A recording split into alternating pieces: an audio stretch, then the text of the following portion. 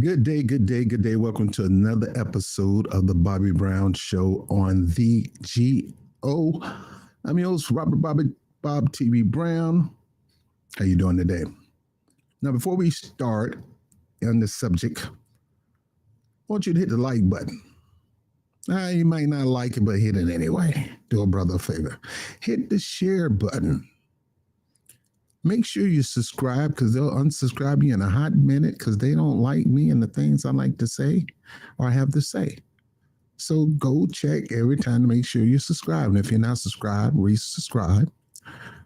Hit the notification bell and hit always or all. That way when the video is dropped, whoop, there it is. And if you like to support the stream, the information is right there. Right there. But the best way to support the stream, like, share, the algorithm will start pumping up this video and get it out there. I'm going to talk about a subject that a lot of people will take it to be very controversial, and it is. That's what I do. I talk about controversial subject. Now, a disclaimer.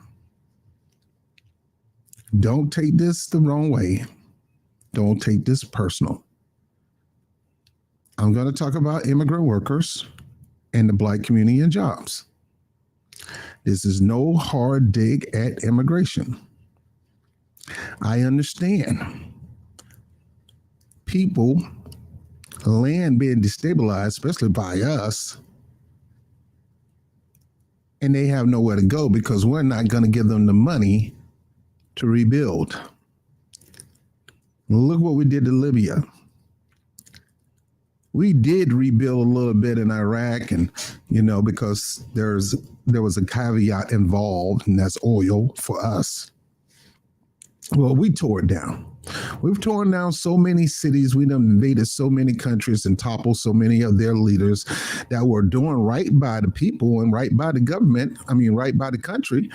And because they had something we wanted, they wasn't willing to give it to us. We went in and destabilized that country by overturning the person who wouldn't work with us, just like we're doing in Ukraine. We overturned that particular government. Joe Biden had that man get fired and had one man get fired and end up causing that particular country to change leaders. And they got in people that's going to favor us. So I understand countries from south of the border where we came in and we killed their leaders, like in Honduras, and we raped them of their lithium. And the place got disabled. But everybody's not coming here because we stabilized the country. A lot of people are coming here because maybe they are running from something dangerous. Maybe they're running from the cartel. Running. But most of these people are coming here because they heard about the American dream. And just like anybody else in the world that wants to come to the United States, they want to come too. But the problem is they're going about it the illegal way. Just bum rush themselves through the border. I'm going to get arrested. They're going to have to keep me for a little bit. We have a court date. They'll see if I get a chance to stay here or not. Maybe I can get a work visa or whatever. You got numbnut politicians that take advantage of sanctuary cities. First of all, you're taking advantage of yourself by declaring yourself a sanctuary city. And these numbnut politicians that run these states that have to deal with immigration every day, which is a hard thing to do to try to minimize people from coming through the country. And I get it. Some people don't believe we should have borders. But we're getting a fluctuation of a bunch of people coming to this country when most people come through this country the proper channels. And who got to fit the bill for these people that's coming in? The American public. For whatever reason, I get it. Hope and opportunity. See, this country was built to a capacity where just knowing that people can come from anywhere and do good here give people hope. And I get it. And black people build that. Black people built the American dream. Black people neglected pay structure, the ability to prosper themselves, getting beat and bruised, chastised, the whole 9 yards just to build this beautiful country. While the people who were oppressing them was getting freaking stinking rich. And what did black people get so far? Oh, yeah, I got your civil rights. Well, it's not all that civil and it ain't all that right. And we haven't gotten 100% of our rights. That's why we yell in reparations and a black agenda. And one of the things that we're starting to find in the community that our federal government is doing whatever they can to destabilize our community by putting other people in our community to stabilize it.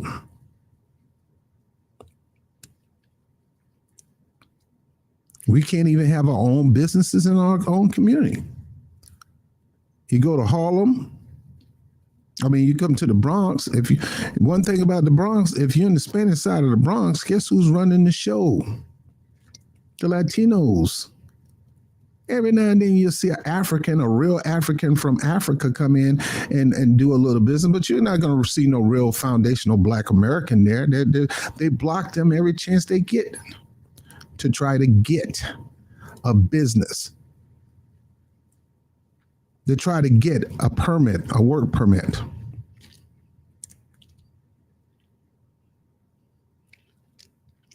They destabilize our country, our towns, our streets, and our cities, Black neighborhoods on purpose, just like they do any other country. And what they do is they bring the people who were destabilized in their country and put them in our town to destabilize it even more. And it's not their fault. I don't blame them. I blame the federal government not getting the control over the immigration thing. Here in New York, man, we getting about 15,000. Look, I'm not that far from a lot of these hotels when I work, because in the area I work in, I'm often around the Roosevelt Hotel and I see what's going on. They do allow a few Africans and a few Haitians in the building, but majority of them are Latinos, and they get like carte blanche. This is fact. And tomorrow I'm going to show a video of some workers talking about that, how they get carte blanche. Free Metro card, free food, free clothing, free hotel stay for whatever month. They set aside a city bus just for them. But ask anybody else to get that kind of treatment, they don't. You know, all I'm saying is you got to be fair. Well, the purpose of this story is in certain states, the immigration law is so tight, like Florida, that they got that E-Verify. And if you're not a citizen, you ain't going to be working down there. Go somewhere else where you can work. And there's plenty of places you can go. And I think by law, if you want to change your location, the government, the federal government will foot the bill for you to go to another location in the country if you're a migrant worker. At least that's what I was told by somebody that works in immigrations here in New York City. You want to relocate, you can, and they'll pay for it with our tax dollars. Forget the homeless, forget the vets, forget you. You realize a lot of the homeless people here in New York City have jobs. They just got priced out of their house. Well, you ask them to go get in one of those hotels, they're not going to let them. But again, my point of this video is who's going to work these jobs if E-Verify come to your state? Because E-Verify is coming to a state near you. Especially if Ron DeSantis end up being president, that maniac.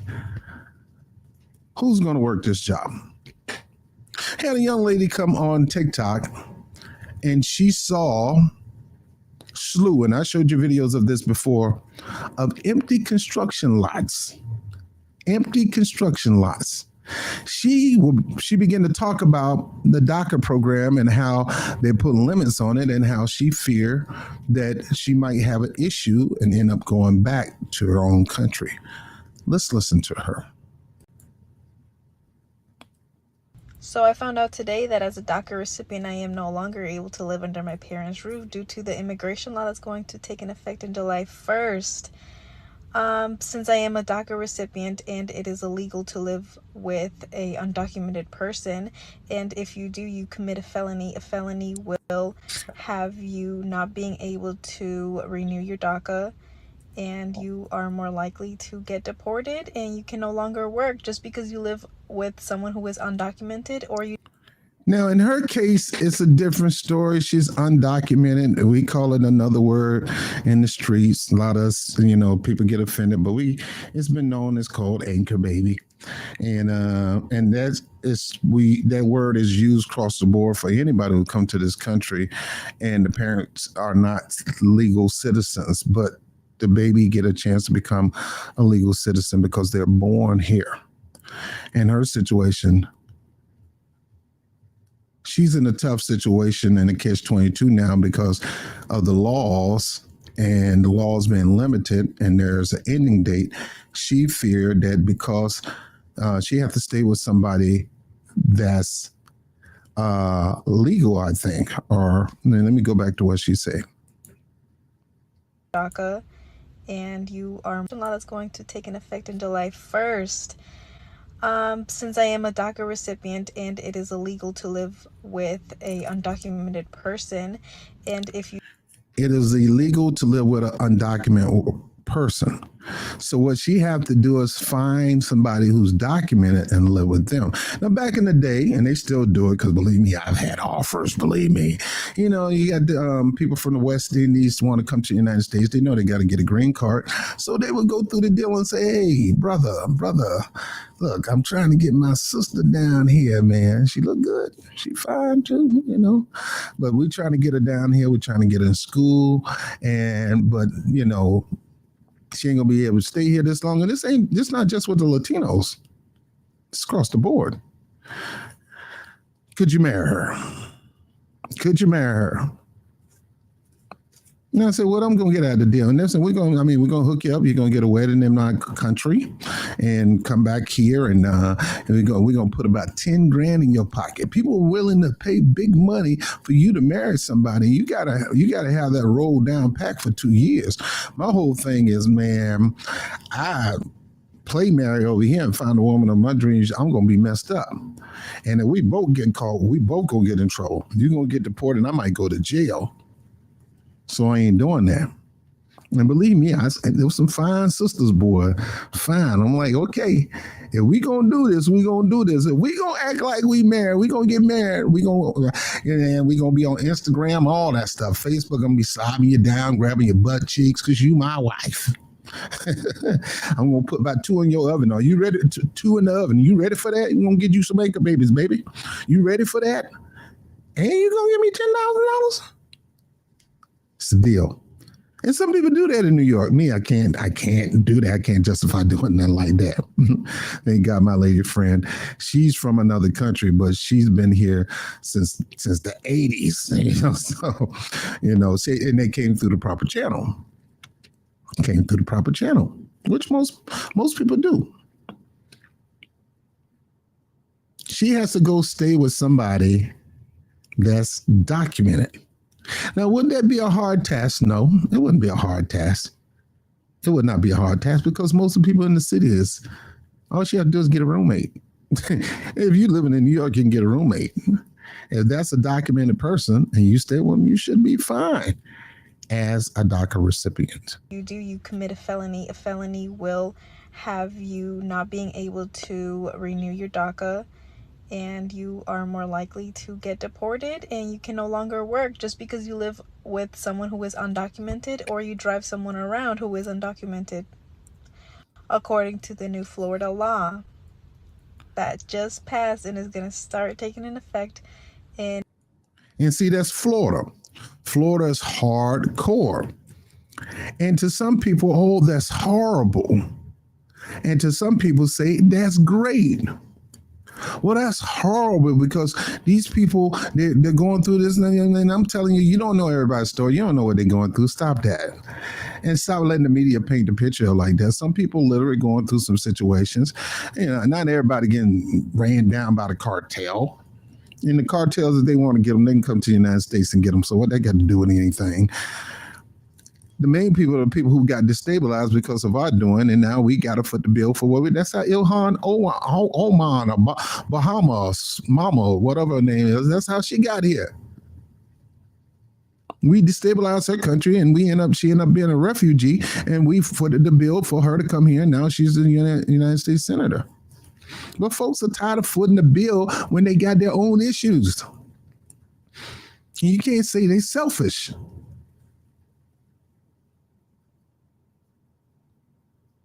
At least you got a way to deal with the situation when some people don't.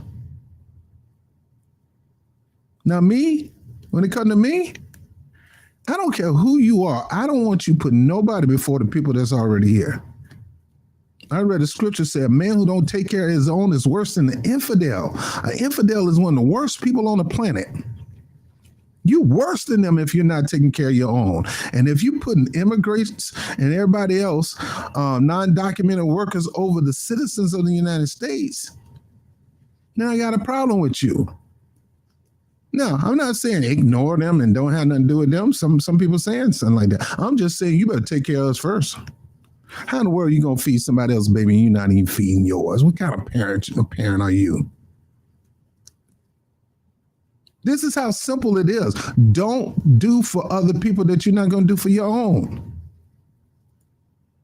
Take care of your own, and whatever you got left, you can do something for somebody else. My mom, when we were young, she will always cook a big meal. And guess what? With that big meal, especially on Friday with spaghetti night, man, the whole neighborhood would come to Miss Dot house. But guess who ate first? Or guess who's going to get their plate first? Her kids. After that, she's going to fix the other kids' something. After we full, then, if it's all right with you, I'm going to feed Slab. I'm going to feed Rob. And, that's the way it's supposed to be. Now, let me try not to be so long-winded with this thing. Let's finish what she's saying. Then we're going to go over a couple things. This new software getting on my nerves. So because of that, I am risking my immigration status, I guess that's what it's called. Because I live with my parents and because I am with my parents in the streets. On top of that, immigrants. Why are you living with your parents in the streets? Come to New York and we'll put you in a nice 5-star hotel with succulent meals. You can live in a world famous 5-star gallant, beautiful, gorgeous Roosevelt Hotel for free. Why are you sitting in the car? My main thing is why you're not at your homeland building your homeland. See, we as slaves, we had no place to go. I mean, the only place we wanted to go is a place to get free. It didn't have nothing to do with the destination. It happened to be that if you got to a free state, they could mess with you, even though they try to find some way to bring your butt right back down here because they had slave hunters that would drag your butt from a free state back into a slave state. But that was still in the United States. But from all that time, we had to stay in our home lane and fight to take it over. And the problem with most places right now that we've destabilized, we're not giving people the finances to fight for their homeland, to get it back, to rebuild. That's our government failure. They'll rather have you come up here and destabilize other people's neighborhood that they're trying to build instead of helping you build your own. I'm a proponent for that. Look what we're doing, what we did with a lot of other nations that we work with. We helped them rebuild. We financed it with taxpayers' money, and the taxpayers didn't even ask to do that. Let me get to the main part. Can no longer work. And that is going to really mess up the Florida economy, because who is constructing all those beautiful houses you see, all those beautiful mansions that you see, all those beautiful buildings you see in Miami, Palm Beach, and all those locations? Nobody else but immigrants. Now, I want to stop there. That's a god doggone bald-faced lie. This is a trope that they've been preaching ever since the beginning when we started. I mean, I grew up in Florida. I grew up with migrant workers coming here working the orange fields and things like that. There were black people working those orange fields, and the black people started asking for more money and rallying for more money, and they fired them. White people wasn't going to do it because they wanted more money than the black people, because that's a hard, tedious job.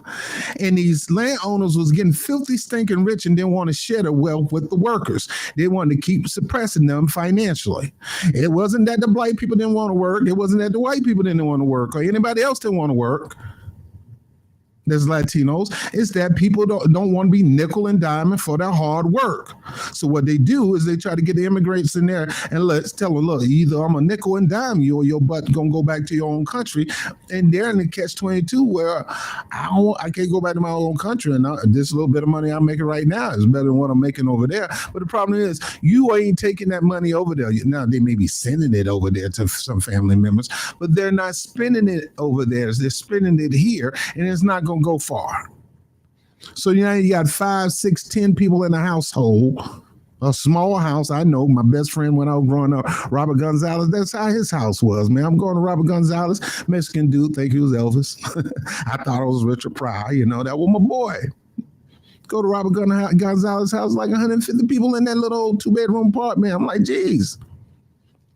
And they had a strategy and a plan to work their way out of that house, buy some property and things like that. But the point is, black people are willing to work these jobs. We need to start with this trope that only immigrants going to do the job. Only immigrants are the people that's willing to work these jobs that nobody don't want to work. That's a bald-faced lie. People want to work these jobs.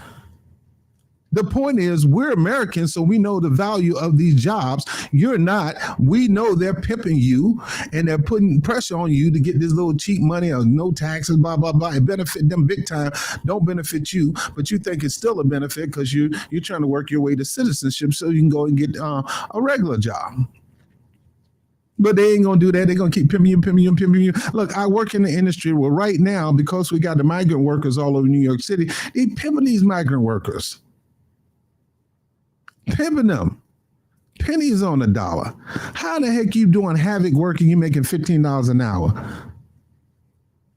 And the boss get a tax write-off for letting you work temporarily. You don't even have a work permit.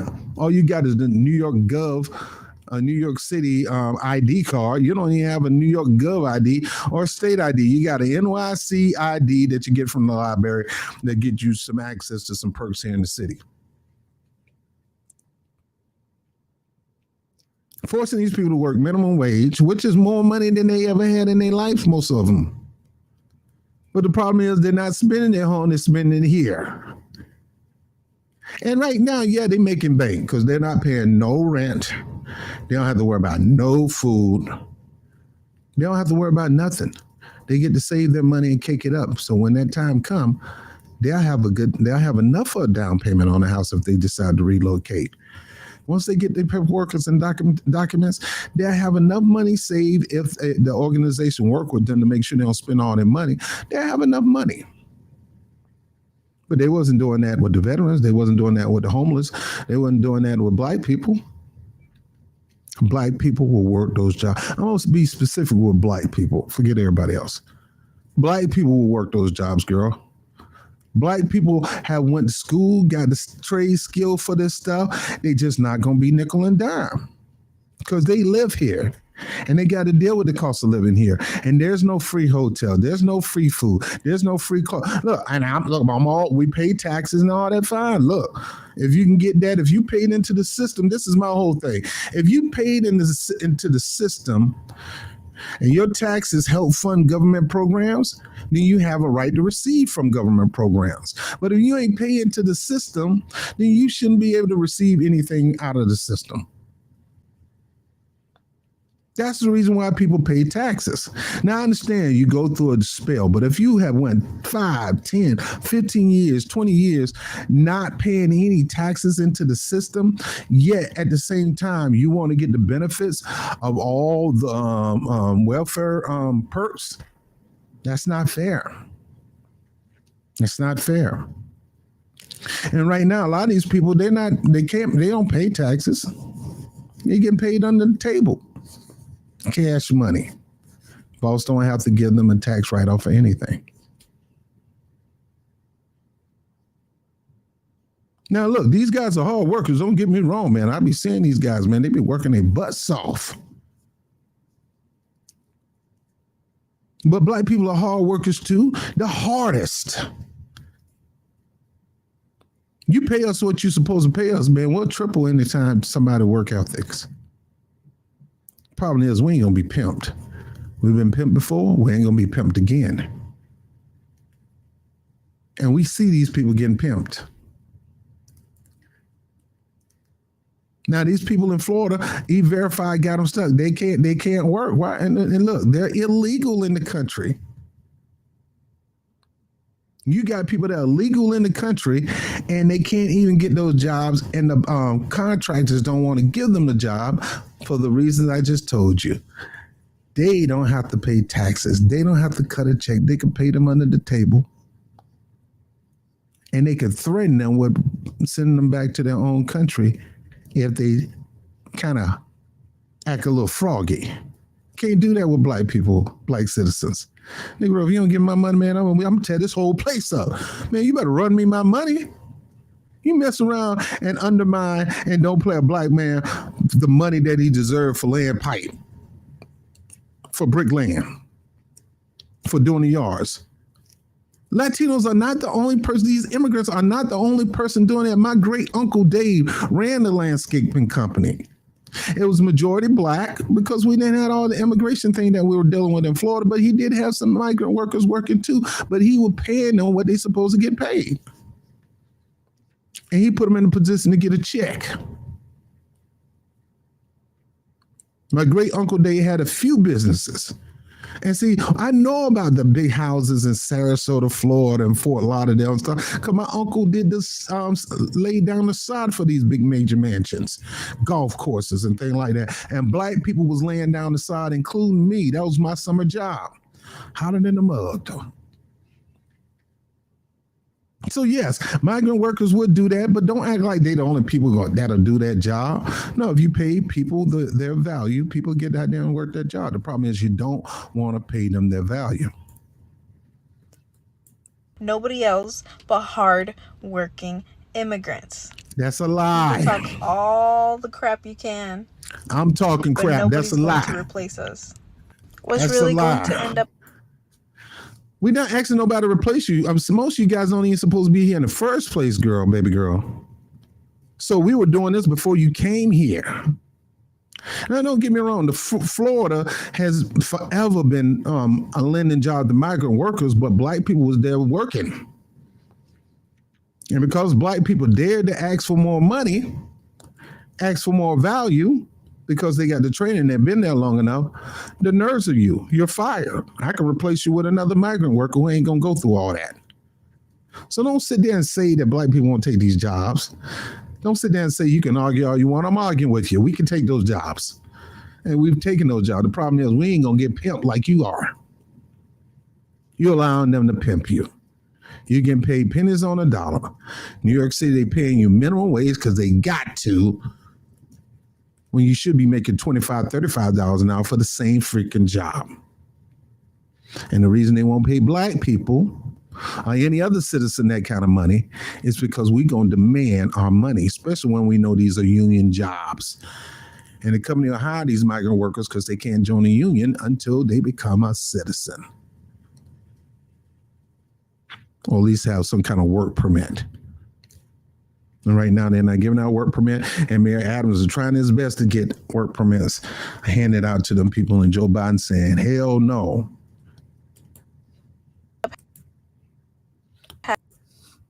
Software, man. Is that Jesus. immigrants are going to have to move to a new state. and flourish there, I guess, and put their skills to test, because a lot of immigrants are very skilled in construction and any hard labor. So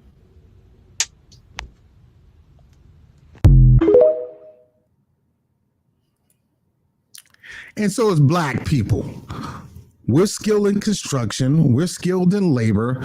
We're skilled in laying down sod. We're skilled in laying down pipe, whether at home or on the job. We're skilled at laying down the pipe, if you know what I mean. We're skilled at doing sheetrock, have that. We're skilled at all that stuff too. We're skilled at hard jobs too. And even if you relocate, that you still considered an immigrant, and you consider still, let's just face the fact, on paper, you're still not legal in this country. Now, people like to use the word not legal. I say illegal because it's illegal. I ain't changing these words. These words been out since forever. You still illegal. You came in here the wrong way, but we're still trying to accommodate you as much as we can. We're not flatly throwing you out.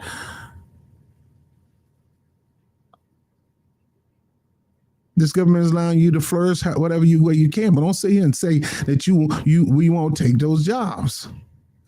Let me show you something, folks. Let me show you this. Black hotel workers replaced by immigrants. Let's go over this article real quick. Matter of fact, I'm not going to go to the article. This is NPR, Fair Use NPR, Fair Use. We're going to go this whole article. They like to have their articles. This is the transcript, but they have an audio for it. I'm going to play that, but I'm going to have to stop it a couple times because I don't want to get a copyright strike. Big corporations that are refusing to hire black men. Lawson says that applies to hotel corporations. Not so, says Joe McInerney of the American Why can't I start this at the beginning? Hotel and Lodging Association. There is no discrimination in our industry whatsoever. Our problem. All right, let me start this. I'm gonna play it. I'm gonna play it on my player. That way I won't get a copyright strike. Where's my player? All right.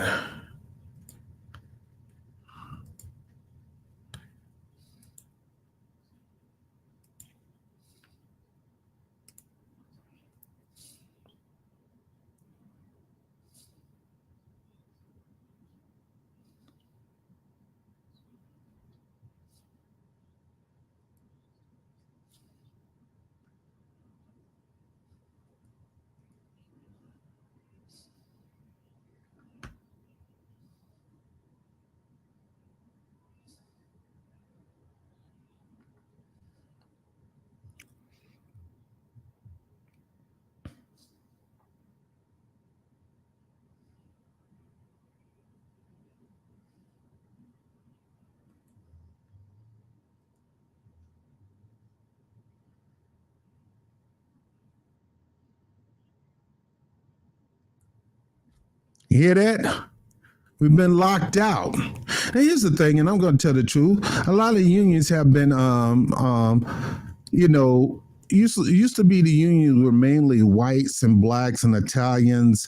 Usually Italians, the Greeks, people who came here through Ellis Island and things like that. Most of the time, they were not native whites, but most of them were immigrant whites, and then black people had to start their own unions.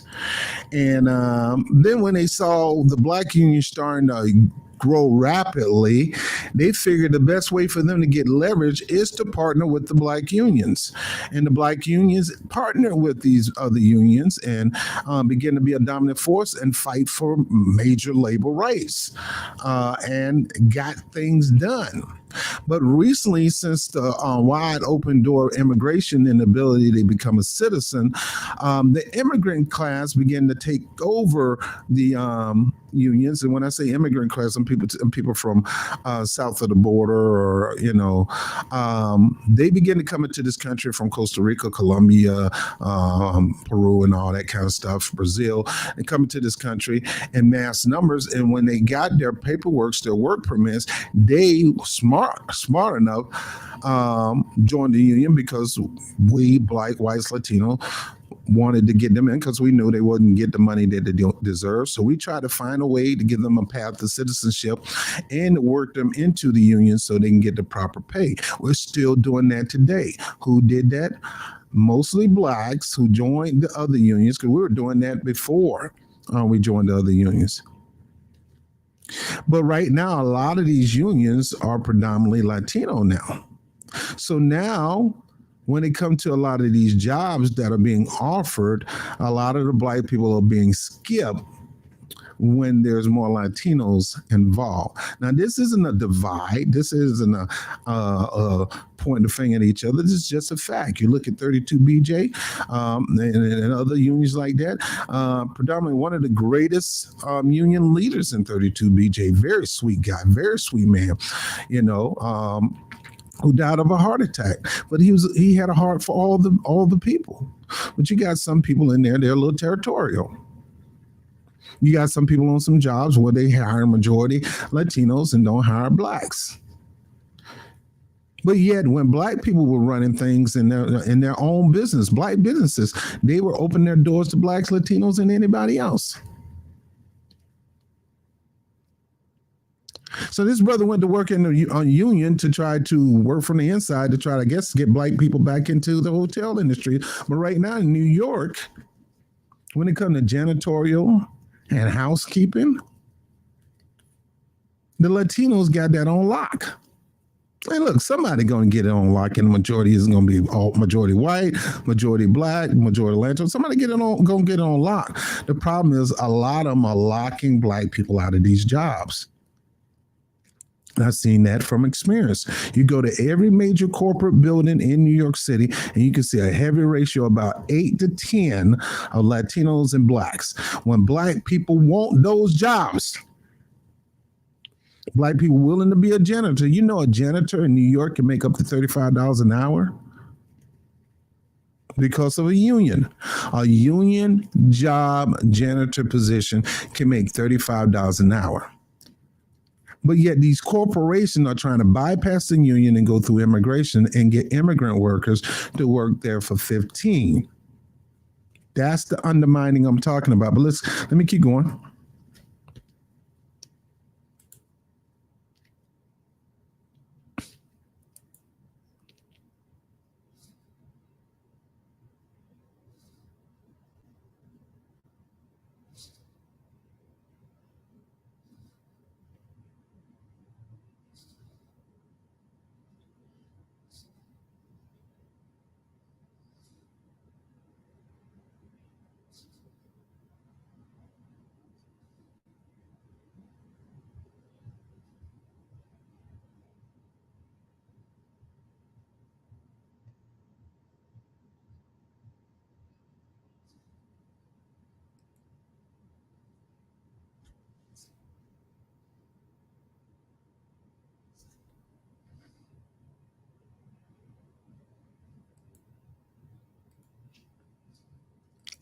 And that's where they pitting Latinos versus black people. The corporations, and my man Nick from Revolutionary Blackout, he'll always point out that it's not the beef between each other. The beef is between the power structure, the big money interests. Black people had these jobs before a lot of these immigrants, but they know black people are going to demand their value. They're not going to undervalue themselves. Even Latinos that's been born and raised in the United States, they're going to demand their value. So they're neglecting everybody for the immigrant because they figured we can give them less than the value. We don't have to pay taxes for them. We don't have to pay. I mean, we ain't got to deal with no union bull crap. We just bypass all that and strictly go to the migrant workers. Let's give them the job and forget these black people.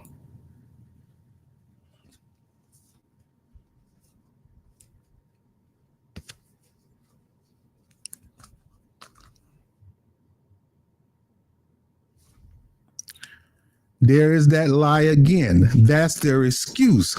Our problem, we trying to find people. Let me tell you something.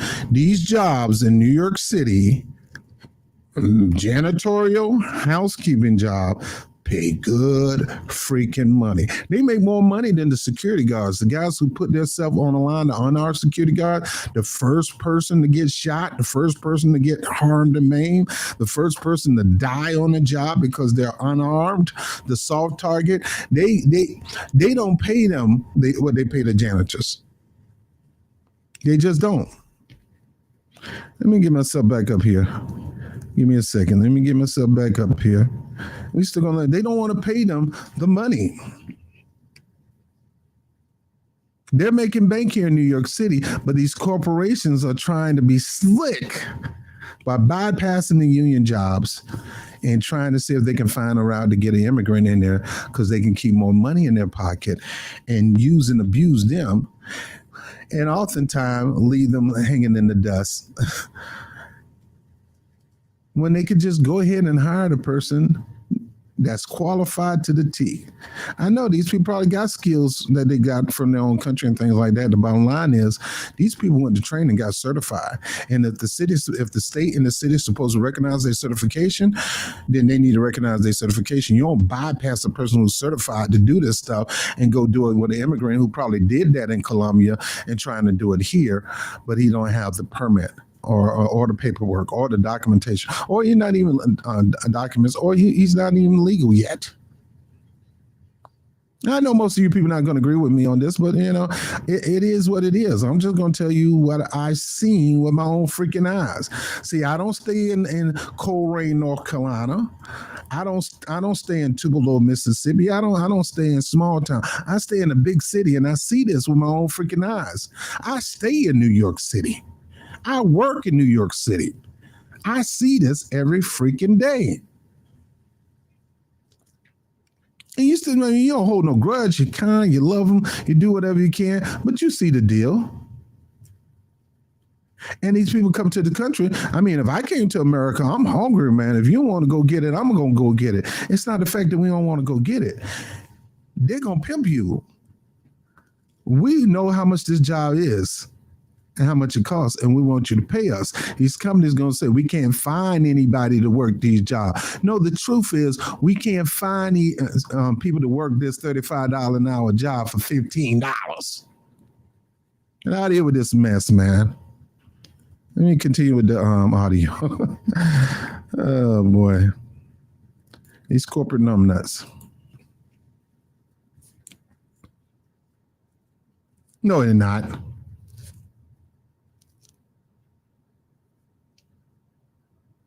Black people, let's get this straight. Stop putting your faith in the NAACP. Stop putting your faith in them. It's going to take you. It's going to take you mobilizing, hitting the pavement aggressively to get these things open for you. Don't depend on no organization that got too many political influence. You need a real die-hard organization. That you can't even depend on the unions no more because they got too much political influence.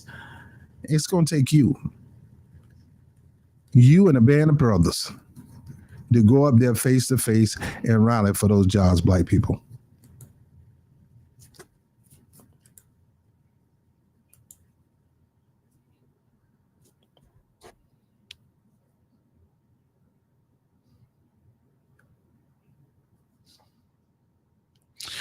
Yes, we can put the blame on the industry.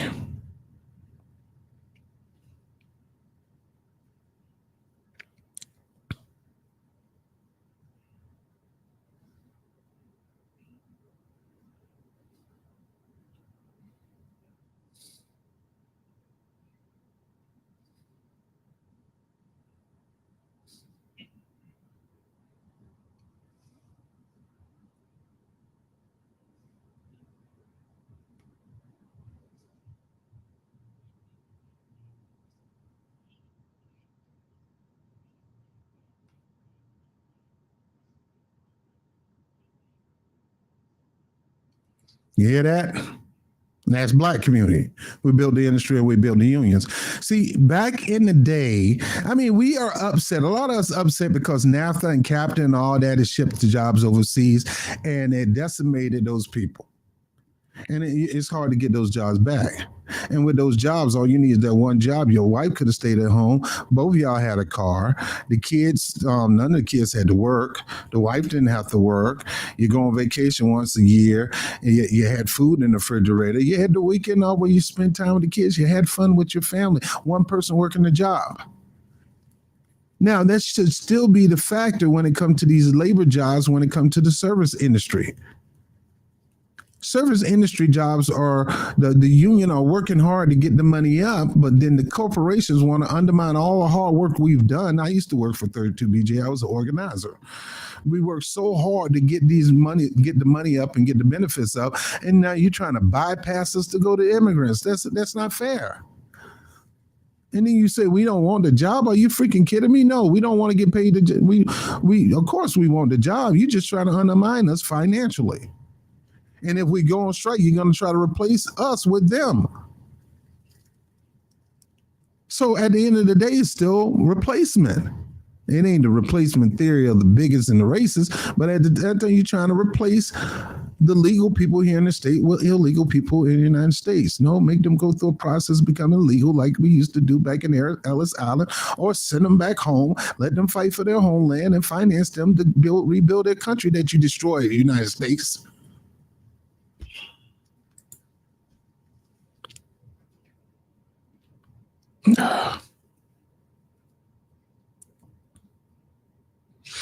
Man, Danny Glover is rich, man. Yes. I wasn't really a big fan of Danny Glover popping up and at the Bernie Sanders rally, or Mark Ruffalo on him. And these guys are filthy stingers or whatever her names that's dating Cory Booker right now. People don't appreciate how these Hollywood millionaires being a part of a movement, man, millionaires. Get out of here. George Clooney, get out of here. Danny Glover.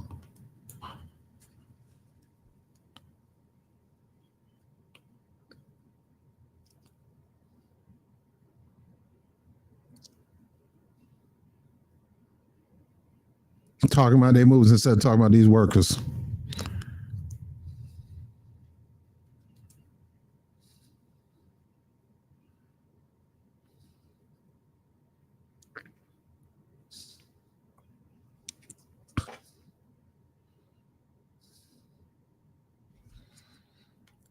What the hell is Danny Glover going to do?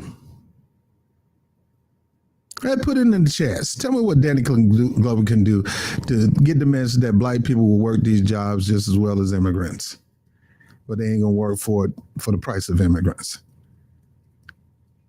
Like I said, New York City workers will work these jobs. Stop acting like they won't. You just need to pay them what they were. You're not gonna undermine no New Yorker, man. That ain't gonna happen, man. You get cut like that, man.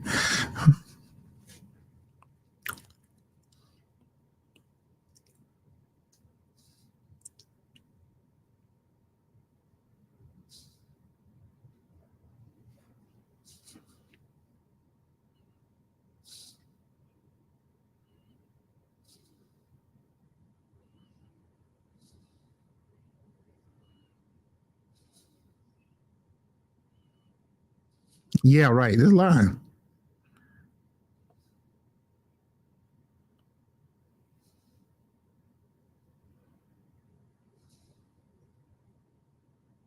It's a line.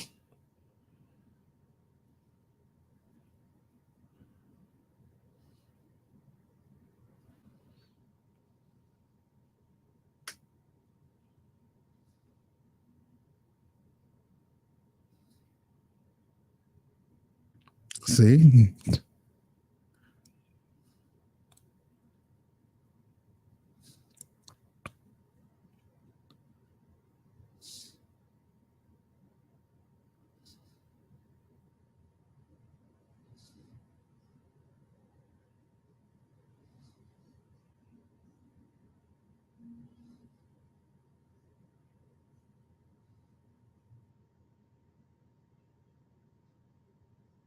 Facts.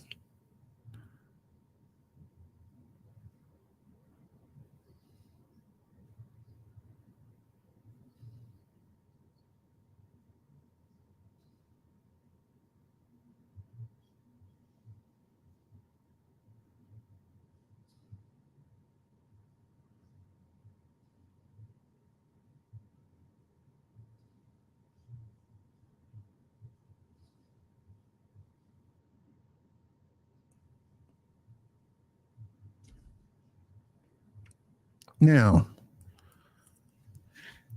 when we talk about legal immigrants, people who might and came from another country and went through the proper path to become citizen, there's not a real beef. I mean, usually in the unions, we get each other, we gel with each other, all of us work on the same job. There's a problem with when you put people in position of power within these organizations and how they play favoritism.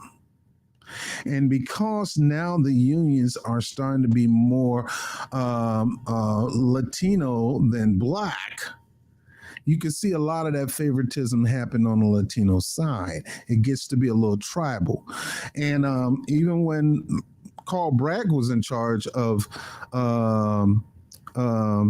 took over for Hector Figueroa. Figueroa was a sweet man. I mean, Latino brother, sweet brother, didn't have any bias. I mean, he looked at everybody the same. Great man. I can't really go into the details of his love for the workers. There, a lot of people didn't like him because he was getting paid good money, but the man worked himself to a bone to the point that he ended up having a heart attack in his 50s and leaving around 3 kids. Beautiful family. And then Black brother Carl Bragg took over, and Carl Bragg, same thing. He didn't automatically say we're going to start pushing for favor for Black people to start taking the dominance over this job. It was always equal opportunity for everybody on these jobs for these people that are citizens of the United States, probably from an immigrant background, but they're now citizens. They didn't push this, you become you can come from across the border and automatically get in this area. No, you had to go through a process of getting a work order, blah, blah, blah, and then we'll help work your way into a citizen status, but at the same time, there was not that many bias. But right now, you see too many of that stuff now. People sitting up here saying that Black people will not take housekeeping jobs, they will not take yard work jobs or pool cleaning jobs and stuff like that. And that's just a flat out lie. There's no job Black people won't work. Now you got some young generation, they young and they in their head and they think they can be a hip hop artist and a basketball star. And we keep telling them, look, in the meantime, while you're trying to pursue that, you need to finance that, you need to work a decent trade job, get a trade. My union to train you in certain areas of trade for free. Matter of fact, I'm going to take the locksmith. I'm trying to retire in the next 5 years. I want to get me a truck and retire and pop locks as a side hustle. Class is free. My whole point is this trope that who's going to work these jobs, only Latinos, is a flat out lie. And it stops with me, and I'm going to tell you, stop telling that doggone lie. Black people will work those jobs. Black people will go to those construction work. Matter of fact, the contractors are strictly in Florida are biased toward white people getting all these contracts, and these white people are biased about hiring all these hiring immigrants over Black people, or over white people, or over Asian people, or there's all kind of people that work these jobs if you paid them the money that the value of the job. All these empty lots and stuff like that. That's because these Negro contractors don't want to sit down and pay the money to the workers. They was happy getting half of the money off the migrant workers and putting it in their pocket. They was happy for that. I'm paying you $15 an hour. I know you work 30. This job is worth 30. What you're doing is worth $30 an hour. Well, you're an immigrant. I'm not going to get that to you. And if you jump and act froggy, I might have to call ICE on your behind. Just do the job and take whatever money you can. And they happy go $15 an hour. That's a lot of money. But honestly speaking, it's a lot of money to you. But you got to spend it here in this high price place called Florida, where the rent is high. Let me go to another article. We got 2 more and I'm almost done. Effects of immigration on African American employment and incarceration. Let's read that article real quick. Let me see how long it is because I want to be all freaking that good, a short one. Well, at least I think. Almost every day, almost everybody knows that in the past 40 years, the real wages, a job prospect for low skilled men, especially low skilled minority workers, don't ever include black people in the minority. I don't like that word. If we were not genocide, we would be in the majority. That's all I got to say about that. Have fallen, and there is evidence, although no consensus, that a rising tide of immigration is partly to blame. Now, a new Edinburgh study suggested that immigration has more far-reaching consequences than merely depressing wages and lowering employment rates of low-skilled African American males. Its effects also appear to push some would-be workers into crime and later into prison. Now, low skill just means it's either you're going to have a skill or no skill. Either you're no skill or low. You can't say no low skill. Either you're no skill or you're skilled. You're just skilled in that particular area. Remarkably, as far as we know, no study has examined if there is a link between the resurgence of large-scale immigration and employment and incarceration trend in the black population. Co-author Joe Borhaus and Jeffrey Groger and Gordon Hanson write in Immigration and African American Employment Opportunities, the response of wages, employment, and incarceration to labor supply shocks, Neuber Work Paper 12518. The authors are carefully to point out that even without increased immigration, most of the fall in employment and increased in jail black men would have happened anyway. Nevertheless, the racially disproportionate effects of immigration and employment are striking. They won't talk about the incarceration of migrant workers and Latinos. They always talk about black. Changing technology, government programs, and stagnant real minimum wage have all been blamed for the poor labor market performance of low skill and minority workers. Another key reason the author shows is immigration. The reason the author shows is immigration. Using census data from 1960 to 2000, the author traced the evolution of wages, employment, and incarceration rate to a particular skill group in the black and white population. They then related the trend observed in these variables to the increase in immigration experience by each skill group. The observed correlation suggested that immigration is an important underlying factor influencing the observed trend. In particular, their analyst finds that a 10% rise in immigration in a particular skill group significantly trimmed the wages of blacks and white men alike. For African Americans, I hate that word. I'm not an African American. I'm a foundational black American. Most of my people were already here. My people were black Indians on one side. Okay, that end up being enslaved because they took them for a free slave. Anyway, that's another story. And I do have a side of my family that originated from Africa. But I am a foundational black American. I helped build this country. If anything, I built it. All right, I'm getting off. Where was I? For African Americans, the decline was 3 to 6%. For whites, it was actually slight higher, 3.8%. Beyond that, however, the black and white experience differed markedly, especially for low skill workers. Take unemployment rates from 1960 to 2000. Black high school dropouts saw their employment rates drop 33% points from 86% to 55.7%. The authors found in their analysis of census data from 1960 to 2000, the decrease for white high school dropouts was only roughly half of that. From 94% to 76%. One reason the author argued is that black unemployment is more sensitive to an immigration influx. Let me repeat that again for people who say, "Oh, it doesn't affect." Yeah, I do. No, beg to differ. One reason the author argues is that black employment is more sensitive to an immigration influx. Guess what we're having in New York?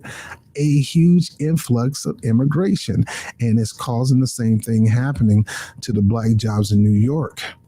Not that black people don't want to work those jobs, it's just that these companies are leaning toward the immigrant class to do these jobs because they ain't got to pay what we demand that they pay.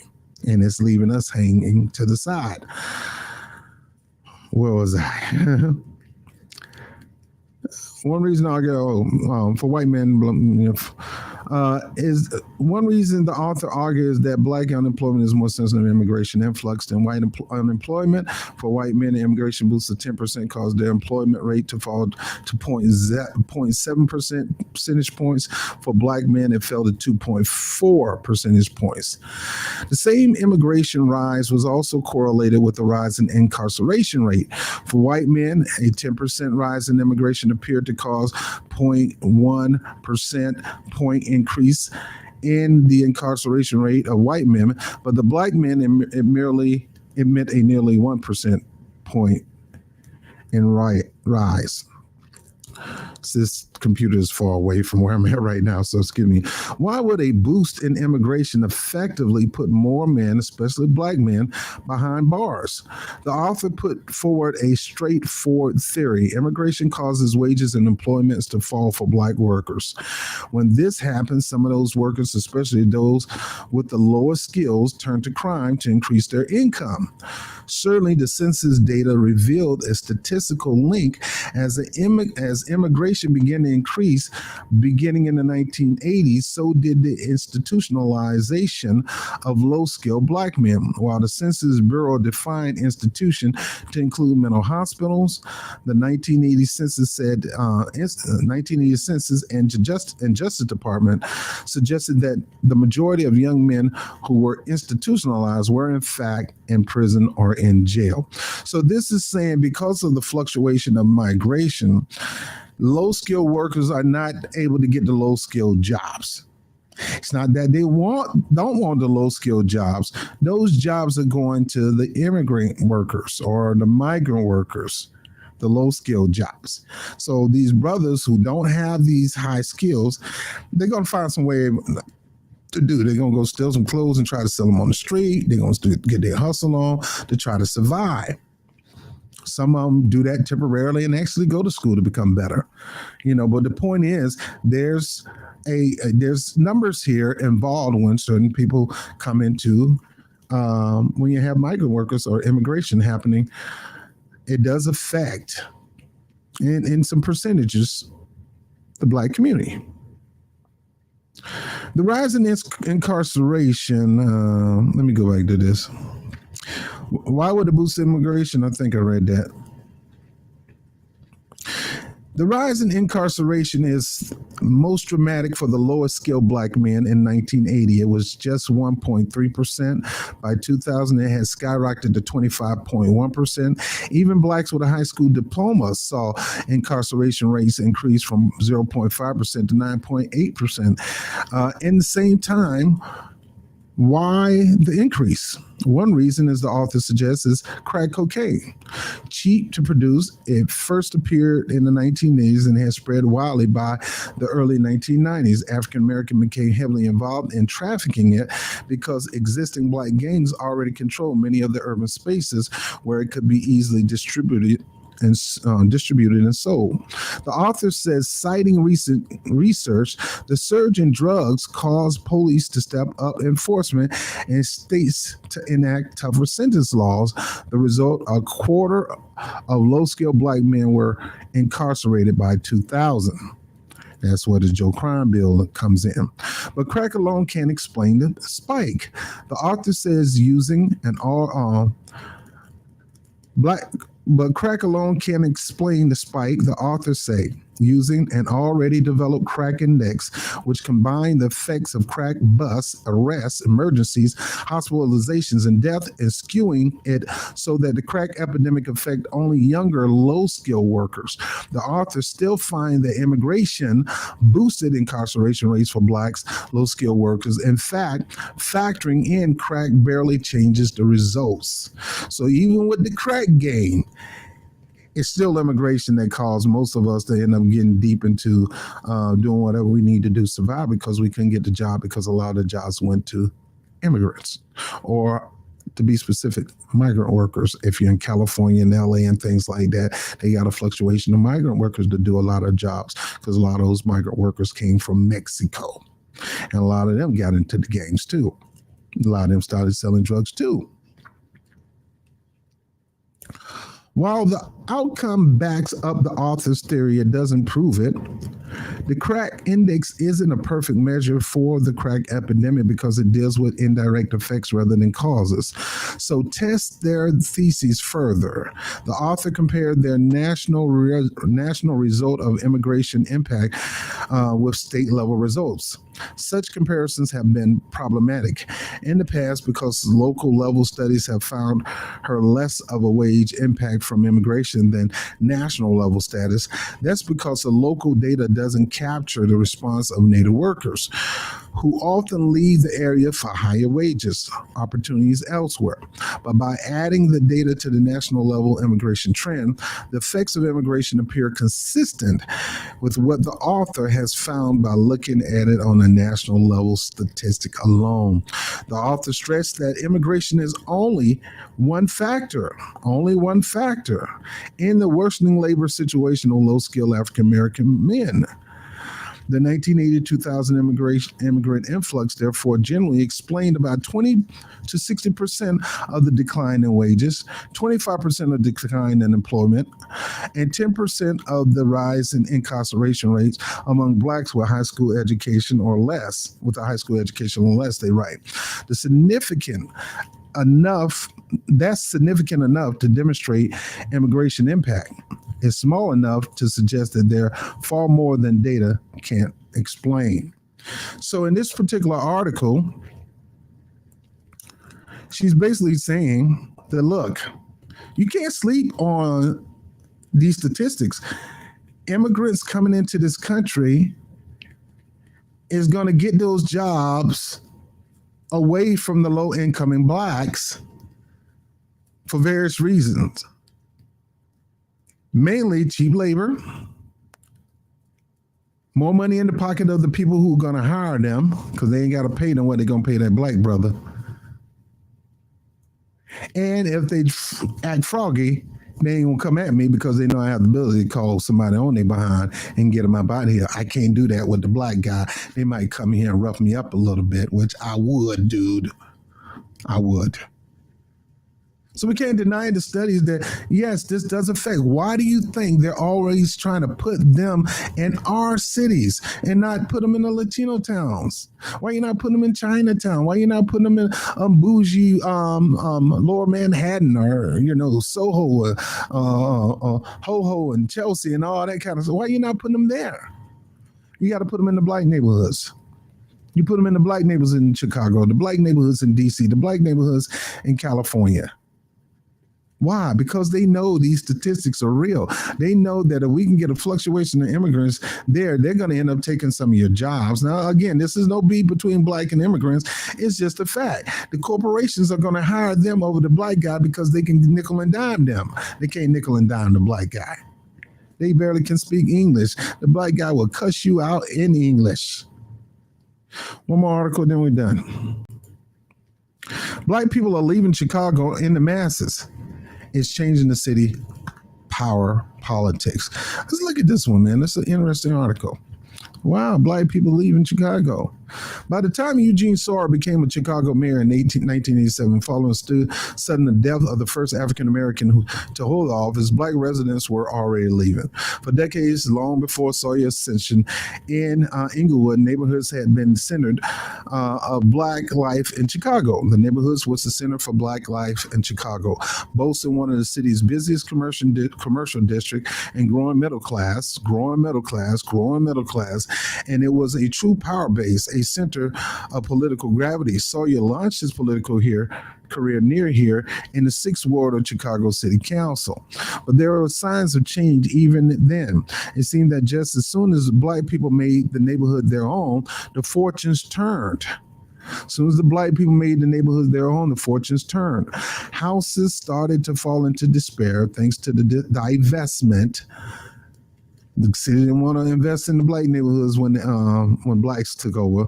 Store closed up shop, including massive Sears store that left the neighborhood in 1976. Now, that trickling is a flood. Inglewood, one of the Chicago 77 community areas, boasted nearly 100,000 people in the 1960s, but it's now home of 22,000. Wow, that's a big jump. Like a tide going out, it has left relics of decades of discipline, more abandoned buildings, shuttered schools, and boarded up storefront. It remains residents face a seemingly intractable level of street violence. On a recent November afternoon, Robert Sawyer, who narrowly won his father's old city council seat in 2011, walked past the block after block of vacant lots, pointing out the empty homes and apartment buildings whose gutted frames were overgrown by weeds, exposing themselves in Chicago's notorious weather. When he toured the neighborhood after his election, Sawyer saw, I'm not going to lie, I cried a little bit. I had tears in my eyes because I saw there was nothing being paid attention in a lot of areas in Inglewood. Inglewood, decent from the boom town to a ghost town, is a story with many cases or many causes, from the government neglect to the loss of manufacturing job, but it's also a story about what happens to a neighborhood when people decide to give up and leave, and how that reshape the city around it. And it also it also shows what happens when you start to take millions of dollars that should be going in that community and you put it into the migrant workers who are coming here from another city. They're trying to push $52 million to house these immigrants, and the black citizens of Chicago said, no the hell you ain't, dude. We got all this stuff going on. We need help here. That's our money, and you're going to take it and go help somebody else. Take our money and use it for us. Folks, I'm done with this. Give me a moment. Let me pull this up again one more time. The moral of the story, or the purpose of this podcast, is the lie of saying who's going to work this job. It's simple. Everybody. But I like to be specific, black people. It's not just migrant workers who desperately looking for a way to get in America, desperately looking for a job, willing to do anything to get some of that good, decent, low minimum wage, which is high to them. We'll work those jobs, but we're not going to work it. We ain't going to net you nickel and dime. And that's the whole point. Every black person on the face of the country in the United States, on the planet, will work those jobs. But if they got certified and got the skills of those jobs, they want to be paid for their certification and skill. Because I earned that here in the United States. I went to class, I went to training. I've spent long nights studying, long nights of acting these things out, putting this part together. I put my time, effort, and everything into this, so I deserve to get the money for it. But no, the United States is allowing mayors and everybody to have the immigrant workers to come and take those jobs. And that ain't fair. And it is destabilizing our community bit by bit, because now we're taking decent, good jobs that could have went to. And I know it sound like that Hitler propaganda video, but it's not about sounding. It's true. You're not a citizen. That has nothing to do with race. You're not a citizen here. And you got citizens here that got the skills, that's willing to work their job, but they realize that Mr. Jim Juck, the contractor, he knows that this job is a $35 an hour job minimum. And he don't want to pay it, so you'd rather go to Julio or Hector over here and ask him to do the job. But he's only going to pay him $15 an hour because they're what? They really don't supposed to be in this country. They came in here illegally. And we have to stop that. Now, like I said, this is nothing against this is nothing against anybody in this. This is just facts. It's just facts. And that's why the black people need to continue to fight to protect their neighborhoods. Just like Latinos fight to protect their neighborhoods. They should be looking forward to those people coming into their neighborhood, but a lot of them ain't. Oh, a lot of them ain't. Oh, boy, I can go into how some of them react to this. What the heck? Who? What? Not here. They better not come up here. Y'all kicking them out of y'all neighborhood. They better not come here. But they Latinos. And I'm Puerto Rican. I'm Dominican. And they Mexican. What they got to do with anything? You got a whole lot to do with everything. Whole lot. I mean, I can rock with some Brazilians. I can rock with some Colombians and stuff like that. You know, I can rock with some Brazilians, but a lot of them black. Brazil got the highest population outside of Africa of black people. So anyway, I'm done. Like, share, subscribe, hit the notification bell. Make sure it's on always. Want to support the stream? Support the stream over here. Brother trying to get a Metro card is $35. I need an unlimited Metro card for the week, man. There's certain people in my life that I love, man. I kind of went overboard this week trying to take care of them. You know, I love my mom. We all joined forces to help her with she don't have to pay no more bills. But there's other stuff here I had to take care of too. So if you want to support the brother, help him get a $35 Metro card, right there, hit that notification bell. That'll take care of me the rest of the week. man, I ain't paying no. Anyway, but yeah, that's just the way it is. And it seems like some things will never change. They're going to keep letting these immigrants come in. They're going to keep trying to let them go into the black neighborhoods. It's nothing against immigrants. They're looking for our time. It's just that they're being manipulated and used by the federal government in two ways: to help bring cheap labor to the corporate class and to help destabilize the black community by them willing to take that job that black man could have took the job. That would have been a middle class income, but these corporate numbnuts are manipulating these migrant workers to make it a lower wage job. $15 an hour is a low wage. To them, it's a lot but once they realize that doggone food is expensive in New York, you better stay in that Roosevelt Hotel until they kick you out. Because outside the hotel, the rent is too doggone high, and they ain't gonna pay you worth the rent. And it's gonna be 100 of y'all in the apartment, and the city ain't gonna allow that. You gotta pay the rent, you gotta pay the water, you gotta pay the light bill. You need to eat, you need to buy clothes. In New York, it is expensive.